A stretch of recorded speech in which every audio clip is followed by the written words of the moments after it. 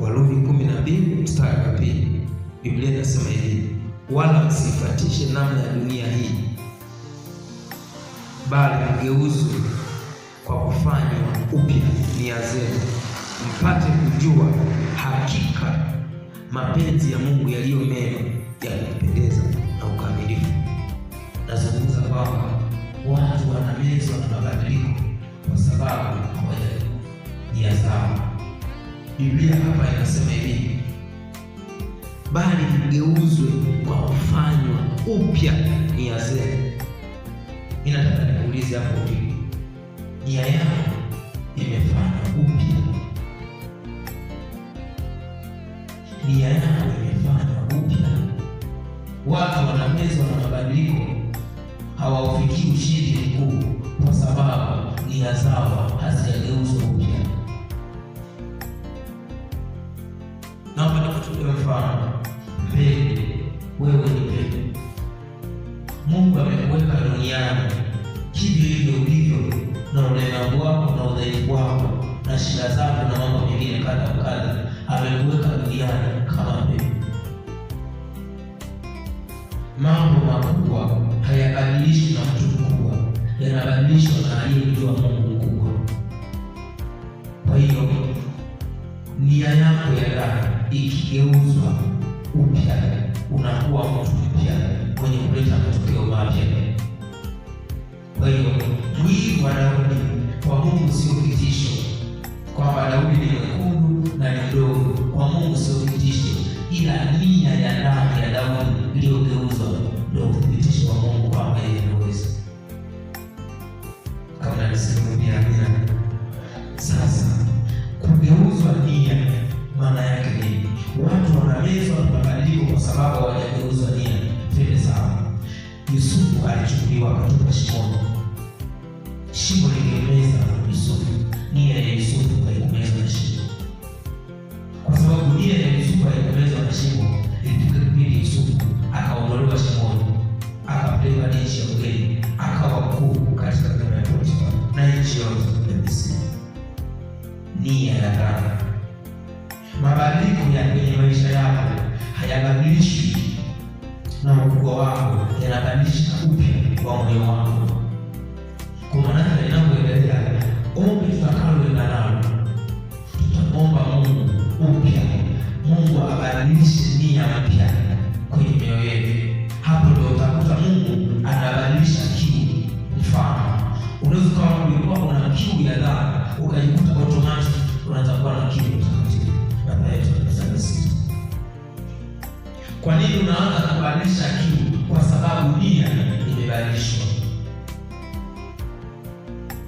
Naomba tufahamu, mlevi anayetumia pombe yanaweza yakawepo maji, basi ashukuru.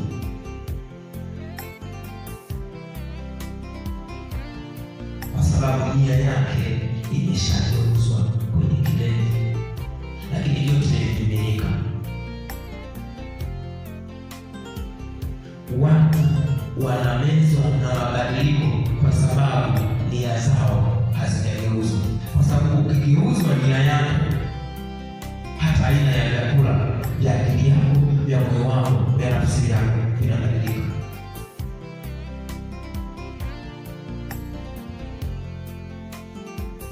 Bwana Yesu asifiwe. Jambo la pili linalosababisha watu wamezwa na mabadiliko, kama unaandika, kushindwa kujua mapenzi ya Mungu kwenye wakati walionao.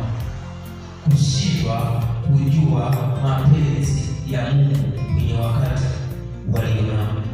Kwa hiyo unaweza kuandika, nikishindwa kujua mapenzi ya Mungu kwenye wakati nilionao. Sasa hapo nao nisikilize. Biblia inasema hivi: mpate kujua hakika mapenzi ya Mungu yaliyo mema, ya kumpendeza na ukamilifu. Mpate kujua hakika yaliyo mapenzi ya Mungu yaliyo mema tena na ukamilifu. Watu wanamezwa na mabadiliko kwa sababu hawajui mapenzi ya Mungu kwenye wakati walionao. Wewe niambie kitu moja, mtumishi wa Mungu, tunaishi kwenye nyakati tatu duniani. Baada ya hapo tutakwenda Yaani hivyo ulivyo ni sababu ya vile ulivyokuwa jana. Yaani baada ya wakati uliopita. Na hivyo ulivyo leo ni sababu ya wakati utakaokuwa kesho. Mwisho. Hakuna maisha mengine zaidi hapo.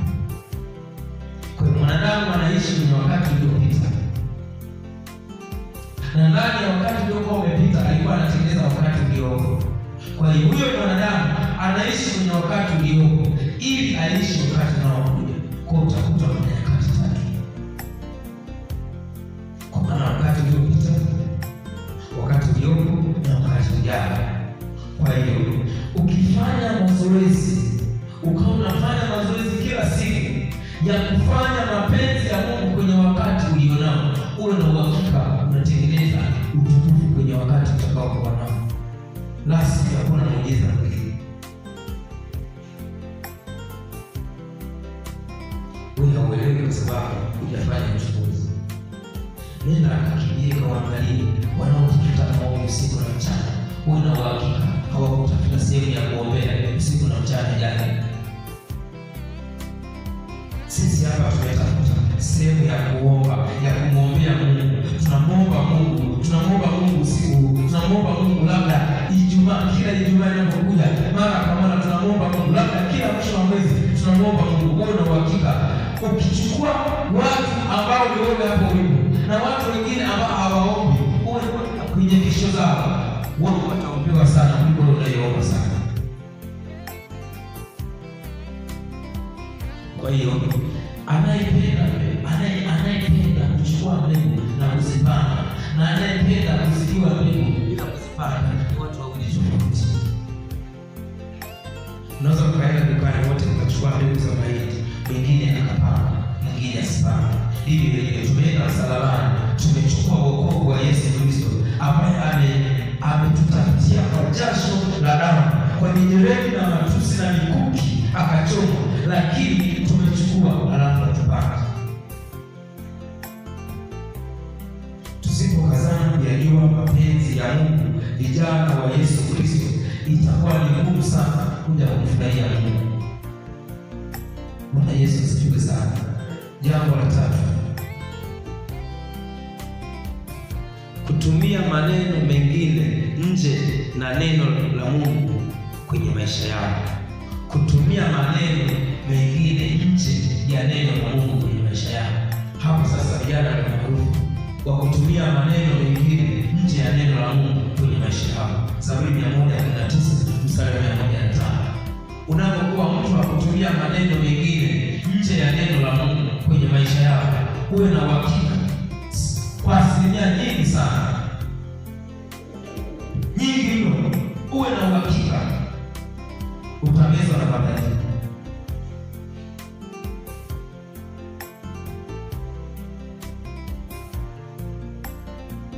Kuna wengine ni maarufu kwa kutumia maneno ambayo unaiona ya kusema tofauti, lakini Mungu anachosema ni kwamba neno la Mungu ni taa ya miguu yetu na mwanga wa njia yetu. Maana nini? Hapa nilipo kuna mahali naelekea, kwa kitu kitakachonifanya nisijikwae ni kwa sababu nimeshika neno la Mungu ndilo halisi.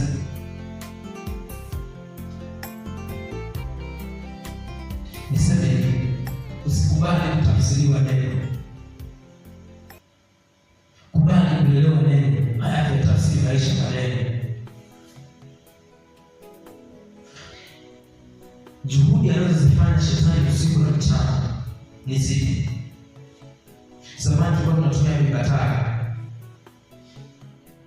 Tulikuwa tunapohamisha kitoke jikoni kwenda sebuleni, tulikuwa tunaficha na nguo ili upepo usipulize. Shetani anachokifanya kwenye maisha yako, afanye kitu kikubwa sana. Anapuliza kibatari chako kisiwani na kinazima. Kikishazima anakupiga kofi, unachanganyikiwa, unageuka huko hata kibatari chako hakipo. Maana anachopiga kofi ni neno la Mungu. Kwa sababu miongoni mwa kitu kinachotisha duniani ni neno la Mungu. Naona kama kuna kitu hapo kimechanganya. Shetani anasema ikiwa wewe ni mwana wa Mungu, jitupe. maana neno linasema atakuagizia malaika usije kwa huyo shetani. Maana shetani alianza kulitafsiri neno la Mungu kutafsiria Yesu. Yesu kilichomsaidia aligoma kutafsiriwa neno, alitafuta tafsiri ya neno.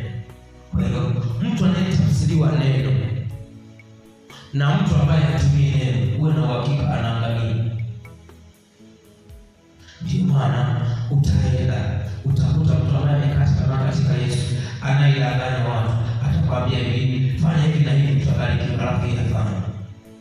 Maana huyo anasimama badala wa shetani kumtafsiria mtu neno. Kwa hata sisi vijana, kama tunataka tuokoke na tuwaokoe vijana wengine ambao wapo katika giza wanazidi kupotea, uwe na uhakika tusimruhusu shetani atutafsirie neno. Tumshike neno sisi wenyewe, tuyatafsiri maisha kwa jina la Yesu. Yesu akasema hivi, mimi si mtu wa kutafsiri maneno. Akasema basi kama haitoshi, wewe ni mwana wa Mungu, una nguvu za ajabu, badili jiwe liwe mkate.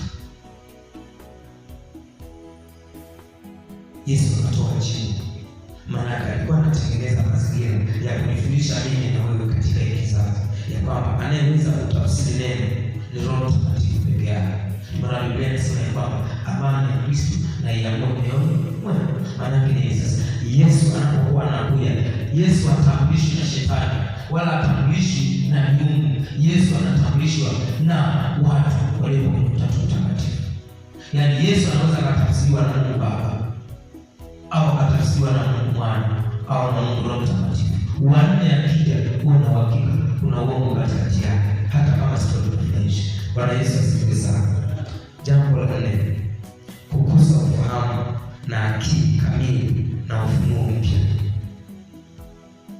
Mambo yanayofanya watu wameze mabadiliko: kukosa ufahamu na akili pamoja na ufunuo mpya. Hosea 4:6 na Isaya 5:13. Kukosa ufahamu na akili na ufunuo mpya.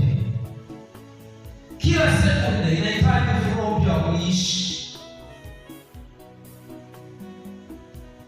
Mwacha Roho Mtakatifu hatua moja, uwe na wakati wa uhusiano, mwacha hatua ya pili na hatua ya tatu. Ukikosa ufahamu na ufunuo mpya kwenye majira unayopita ya kimabadiliko, unaweza mabadiliko. Mimi nataka niwaambie watumishi wa Mungu, anisimamia mic kwa sababu huu ni ushuhuda. Kila anayehitaji jina la Bwana usiku wa leo ameshapata faida. Ishike hekima ya Mungu kuyakabili mabadiliko. Bwana Yesu asifiwe sana.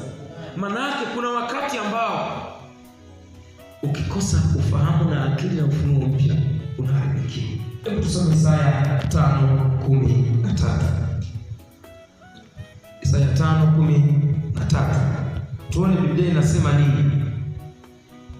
Isaya 5:13 mstari mmoja tuone hapo Biblia inasema nini. Biblia inasema hivi: kwa sababu hiyo watu wangu wamechukuliwa mateka kwa kukosa kuwa na maarifa, na watu wao wenye cheo wana njaa, na wengi wao waona kiu sana. Sasa mimi naomba nisome mstari A, Isaya 5:13. Kwa sababu hiyo watu wangu wamechukuliwa mateka kwa kukosa kuwa na ufahamu. Wenye cheo wana njaa. Nitolee mfano ambao unaweza kuwa rahisi kufikana. Nabii ana njaa. Isaya sio nyingi. Nabii ana njaa. Au mtumishi wa Mungu yeyote aliyepotoka ana njaa. Kwa hiyo Biblia inasema hivi, nisome tena. Kwa sababu hiyo watu wangu wamechukuliwa mateka kwa kukosa kuwa na maarifa, na watu wao wenye cheo wana njaa, na wengi wao waona kiu sana. Kwa hiyo sasa shetani anapokuwa na njaa ya kumpotosha Yesu ili amwangamize Yesu, anakuja na neno ambalo Yesu analifahamu. Anaanza kumsifia, ikiwa wewe ndio mwana wa Mungu. Maana anachotengeneza ni mashindano kati ya yeye na Yesu, kwamba Yesu aseme ngoja nimuonyeshe ili ajue ya kwamba mimi ni mwana wa Mungu. Yesu ashindane na mtu. Biblia inatufundisha kama Mungu amekusudia kufanya jambo jema kwenye maisha yako, usishindane na mtu, lazima litatimia. Haleluya, haleluya, haleluya, haleluya, lazima litatimia. Sasa nasema yaani mimi nianze kushindana na shetani? Kama ni mwana wa Mungu nibadilishe jiwe. Hata kama hautasema mimi ni mwana wa Mungu, kama wewe ni mwana wa Mungu, ni mwana wa Mungu. Wana wa Mungu hauthibitishwi kimwili, wana wa Mungu unathibitishwa automatic. Ndio maana Yesu anasema ya kwamba huyu ni mwanangu mpendwa, fanya msikilizeni. Anathibitisha kwa huyu ni mwanangu mpendwa. Uwe na uhakika. Yohana anasema mimi ni mwana wake, ila Mungu anasema huyu ni mwanangu mpendwa, msikie. Kama huyu mwana wa Mungu unapokuwa ndani, hatuhitaji comment za watu ili tuwe wana wa Mungu. Yesu ameshachukua kwa jina la Yesu. Hatuhitaji comment za watu ili tushinde. Yesu ameshatushindia kwa jina la Yesu. Hatuhitaji sauti za watu ili tuonekane tunaweza. Yesu ameshatuwezesha kwa jina la Yesu. Usiogope, songa mbele na Bwana kwa jina la Yesu. Jambo la mwisho, kukosa fikira za kiungu. Wakorintho wa pili 11:3. Kukosa fikira za kiungu. Wakorintho wa pili 11:3. Kukosa fikra za kiungu. Kukosa fikra za kiungu. Naomba uandike hivyo hivyo, na uandike Wakorintho wa pili 11:3. Wakorintho wa pili 11:3. Biblia inasema hivi: lakini nachelea kama yule nyoka alivyomdanganya Hawa kwa hila yake, asije akawaharibu fikra zenu, mkauacha unyofu na usafi kwa Kristo. Narudia tena, Wakorintho wa pili 11:3. Nimesema hivi, miongoni mwa jambo lingine ambalo linafanya vijana wamezwe na mabadiliko ni kukosa fikra za kiungu. Wakorintho wa pili 11:3. Biblia inasema hivi: lakini nachelea kama yule nyoka alivyomdanganya Hawa kwa hila yake. Lakini nachelea kama nyoka alivyomdanganya Hawa kwa hila yake. Sikiliza tafsiri yake. Anasema hivi: mkawacha unyofu na usafi kwa Kristo. Baada ya nini? Asije akawaharibu fikra zenu. Mkawacha unyofu na usafi wa Kristo. Sasa tusome kwa mfano sasa kitu ambacho ningezungumza hapa kwa lugha ya wenzetu ili tuelewe vizuri, kwa sababu tafsiri inadhihirisha. Anasema hivi: but I fear led by my means as a spirit guided every thought. Sasa kusema thought ni mawazo. Kwa hiyo tunaanza kutengeneza kijana ili aharibu maisha yake. Hakuna kijana anaweza kuharibu maisha yake bila shetani kuingia kwenye fikra. Ndio maana Paulo anacheka akifikiria juu ya swala lililomkuta Eva na kudanganywa na nyoka. Tena anasema nyoka alikuwa mwerevu kuliko wanyama wa mwituni. Anasema hivi: asije akaharibu fikra zenu. Twende sawa. Nyoka hakumfuata Eva kwenye miguu, alimfuata kichwani. Ndio maana anaanza kumuuliza ili hofu Eva akiingize kwenye mtego. Maanake alianza kupiga wapi? Fikra. Alipofika kwenye fikra, akaharibu fikra, akakatisha fikra za kiungu na fikra za shetani, akamsogeza kwenye fikra ya shetani. Ghafla Eva akajikuta anaanza kupata tamaa. Alipopata tamaa, akajiona tu. Sikia mtu wa Mungu, Mungu ndiye aliyeumba bustani na ile vitu akaizungusha, lakini Eva hakujua kama hata lile tunda ni matokeo ya mti ambao umepandwa katika bustani ambao unategemea maji yaliyoumbwa na Mungu. Sasa sikia, maana kilichofanyika ni Eva alitafuta kitu ambacho kimesababishwa na Mungu kuliko kumtafuta na kumsikiliza aliyesababisha kitu kilichotokana na kile alichokisababisha. Tunda ni matokeo ya mti. Mti upo kwenye bustani. Sasa kama mti upo kwenye bustani, kwenye ile bustani Mungu aliweka mito inayomwagilia bustani. Kwa hiyo na hakika hakuna mti unaozaa matunda bila maji kuwepo. Kwa hiyo sasa tunakuja hivi Mwanzo sura ya 1 Biblia inasema hivi. Akasema hivi alipokuwa anaumba mbingu na vitu vingine, akasema hivi, hii miti ya matunda itakuwa chakula chenu. Hakusema hii miti ya matunda itakuwa vyakula vyenu.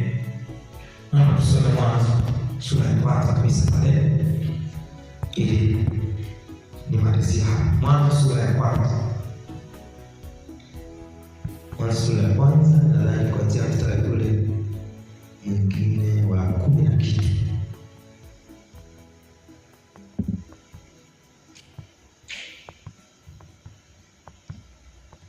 Kama kuna mtu amepaona mahali ambapo anasema hiki ndicho kitakachokuwa chakula chenu, naomba tusaidie. Ni mstari wa ngapi?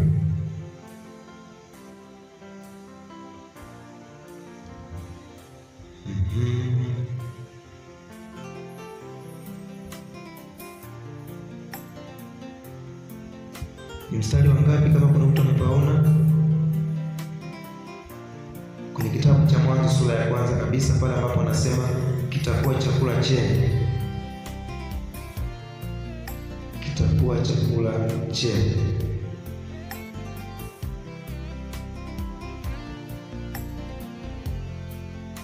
Nadhani ni yes. Anasema kitakuwa chakula chenu, sio vitakuwa vyakula vyenu. Sasa hapo nataka nitengeneze. Mungu akikupa kitu cha kufanya katika ulimwengu, kuna aina ya kitu anakupa miko hata kama amekiumba yeye mwenyewe. Kuna ndugu yangu mmoja nikawa na msikatizi mmoja akasema hivi, alipopewa kazi ya kuhubiri Injili alikataza kutumia vinywaji vya baridi. Vinywaji sio vibaya, ila vya baridi alikataza. Maanake yule mtu anahitaji kinywaji, sio vinywaji. Eva alipokosea alifanya miti ya bustani kuwa chakula chake, hakufanya miti ya bustani kuwa chakula chake. Kwa hiyo mabadiliko yanawameza watu kwa sababu wamekosa fikra za kimungu. Kwa muda huu tunapoenda kumwomba Mungu, tutamwomba Mungu ageuze nia zetu. Sasa Warumi 12 mstari wa 2. Baada ya hapo tutamwomba Mungu atujulishe mapenzi yake. Lakini jambo lingine tutamwomba Mungu atupe nguvu ya kulitumia neno lake kuliko maneno ya watu na maneno yanayotuharibu. Na baada ya hapo tutaenda Mungu atufundishe kuwa na ufahamu na akili. Lakini pia tutamwomba Mungu fikira zake zijawe kwenye akili zetu. Bwana Yesu asifiwe sana. Haya ni mambo makubwa sana. Mambo makubwa. Na mimi kuna muda nilikuwa na tafakari namna ambavyo watu wanaumizwa na masuala haya ya maisha. Fikira.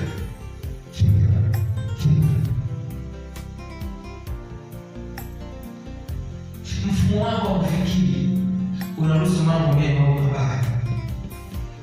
Wewe unafikiri nini Bwana wa Mungu? Mfumo wako wa kufikiri ukoje? Mbona umeruhusu fikira zako zitawaliwe na Mungu? Mbona nyoka mwerevu ameanza kukamata? Kwa nini ukubali kukamatwa? Fikira. Bwana Yesu asifiwe. Kwa hiyo ni mambo ambayo yanasababisha watu wameze mabadiliko. Unaposimama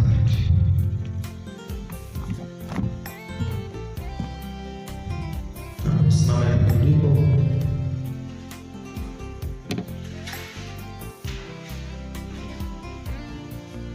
sichoke, bado tunapanda ili shamba letu tunalima hadi asubuhi.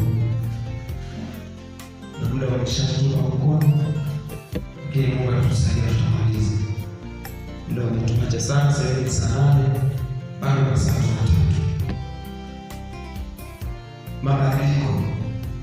Naomba niseme kitu. Mabadiliko ambayo Mungu anaenda kutupatia sisi vijana yasitumeze. Na niongee mbele yenu sisi ni saa 7:58. Tutapata sifa za kutosha kwa mambo ambayo Mungu anaenda kuyafanya kupitia sisi. Yesu asifiwe. Bwana asifiwe. Zile sifa tusipokuwa na ufahamu wa kuzikabili, yaani kwa kuyakabili hayo mabadiliko yatatumeza. Kuna wenzetu katikati yetu kwenye huduma zao watapanda juu kwa viwango vya ajabu. Usipokuwa na neema ya kuyakabili hayo mabadiliko, utameza, utaishi hapo. Yule ambaye umemwacha bado atakuona uko mahali, lakini Mungu aliyekuwa anakupeleka mahali atakuona hauko mahali pake. Natengeneza hivi ili ujue uzito wa kwenda kuomba hili yako. Kama utaomba uwepo wa fikira za Mungu kwenye akili yako, uombe kwa bidii. Kuna wakati ambao kati yetu hapa kuna watu Mungu atawainua viwango vya ajabu kwenye uchumi wao. Usipokuwa makini, hayo mabadiliko yatakumeza. Lakini ukiomba hizi hekima 5 za Mungu ambazo anatuamuru tusijue siku wa leo, hautamezwa, utazidi kustawi, utazidi kustawi, utazidi kustawi kwa jina la Yesu. Lakini jambo lingine, kuna watu kati yetu majina yao yatabadilika. Siongei kwa jinsi ya kibinadamu au kwa jinsi ya unabii wa ujana, ila hili neno ni kweli na Biblia inasema kuna watu majina yao yatabadilika. Lakini usipoyakabili hayo mabadiliko kwa kutumia hizi hekima 5, utamezwa. Wengine watakuwa wanakuona upo mahali, kumbe kusudi la Mungu kwako ilibidi uwe mahali zaidi ya pale ulipo. Jambo lingine, wewe ni shujaa. Wewe ni mtu wa pekee kwa jina la Yesu. Ukifa wewe, hakuna mtu mwingine atakayezaliwa duniani milele yote. Usizaliwe kwa hasara, waishi kwa hasara kwa jina la Yesu. Usimwangalie aliye kushoto kwako, kulia kwako anazembea namna gani katika Bwana. Wewe ni wa pekee kwa jina la Yesu. Ndio maana moyoni mwako umembeba Yesu wa pekee. Kama umembeba Yesu wa pekee, maisha yako ni ya pekee. Sijajua umeambiwa nini na mazingira ulionayo. Sijajua umeambiwa nini na marafiki zako. Sijajua umeambiwa nini na vitu vinavyokuzunguka. Lakini sauti ya Bwana ambayo iliumba mbingu na nchi na vyote vilivyomo inakwambia usiku wa leo, wewe ni shujaa, ni mtu wa pekee kwa jina la Yesu. Nyosha mkono wako wa kuume mbele za Bwana kwa jina la Yesu. Hii ni siku yetu maalum kabisa kwa ajili ya Bwana. Mwambie Mungu ya kwamba sihitaji kubadilishwa na mabadiliko, na tutaanza kumwomba Mungu na jambo hili. Tutaanza kumwomba Mungu ageuze nia zetu. Warumi 12:2. Mwomba Mungu ageuze nia yako. Nia yako imgeukie Bwana, imwangalie Bwana, na ukishageuza nia yako, kuna jambo la pili litakusemesha. Utaona Roho Mtakatifu anashuka ndani yako, kwa sababu hii ni siku maalum kwa ajili yako. Ni siku yetu ya kubadilika. Mungu atafanya jambo la ajabu. Usiogope shetani alikuibia nini. Neno la Mungu linatuambia kwamba miaka ambayo iliwa na nzige na tunutu na parare na kanogano, Bwana anarejesha usiku wa leo kwa jina la Yesu. Hebu nenda mbele za Mungu. Mungu akugeuze nia yako kwa jina la Yesu, katika jina la Yesu Kristo wa Nazareti. Nia yangu anaigeuze sasa kwa jina la Yesu, sawa sawa na neno lako. Warumi 12:2.